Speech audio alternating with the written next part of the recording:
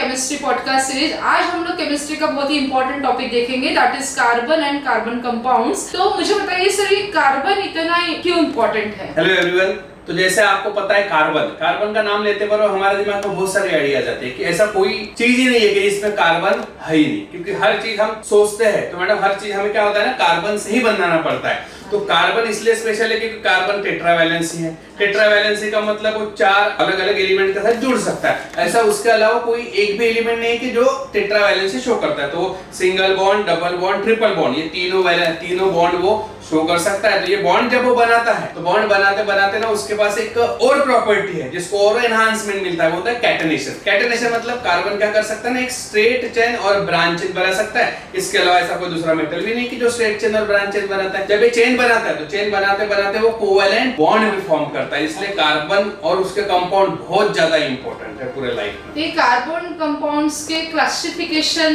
क्या होता है? तो ये सबसे ज्यादा डिफिकल्ट टॉपिक जाता है बच्चों को। जैसे मैं तो बता दिया, single bond, double bond, triple bond होता है कार्बन, तो ठीक है ना। लेकिन इसको क्लासिफाई कैसे किया जाता है? तो भाई 2 इसमें क्लासिफिकेशन होता है मैडम, ये सबको पता है। बट मैं आपको बताऊंगा कि इसको 3 इसमें क्लासिफाई किया जाता है। एक सैचुरेटेड होता है, एक अनसैचुरेटेड होता है और एक होता है एरोमेटिक कंपाउंड। तो अब इसको मैं थोड़ा सा डिटेल में बताना चाहूंगा मैडम। क्या है ना, सैचुरेटेड का मतलब हो जाएगा कि हमें एकदम नॉर्मल थिंग में पढ़ना है कि सैचुरेटेड मतलब सिंगल बॉन्ड, अनसैचुरेटेड मतलब डबल और ट्रिपल बॉन्ड और एरोमेटिक मतलब ओनली एंड ओनली बेंजीन। तो इसके ऊपर अगर हम फोकस करेंगे तो आपका तीनों क्लासिफिकेशन हो जाएगा। तो इसमें किस टाइप के रिएक्शंस फिर आते हैं एग्जांपल? तो रिएक्शन, अगर कार्बन कंपाउंड है और उसकी रिएक्शन की बात ही ना करेंगे तो लेसन अधूरा रह जाएगा हमारा, है ना।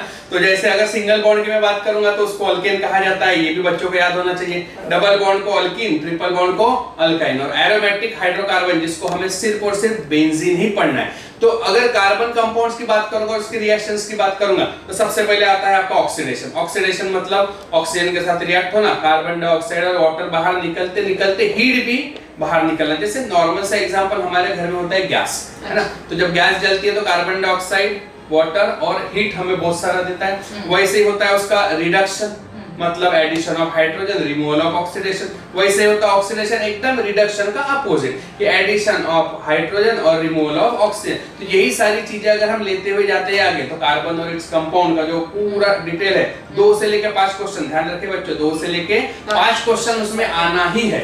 यानी अगर 2 से लेके 5 क्वेश्चंस आते हैं तो देखो बहुत सारे टॉपिक्स बहुत बड़े-बड़े हैं, but September exam point of view ये अगर आप शॉर्ट में अगर आपको प्रायोरिटी देते हैं ये टॉपिक्स को तो डेफिनेटली आप लोग 5 क्वेश्चंस का वेटेज आप लोग गेन कर सकते हैं। ऐसे ही इंपॉर्टेंट टॉपिक्स के लिए आपको क्या करते रहना है, फॉलो करते रहना है। जय हिंद।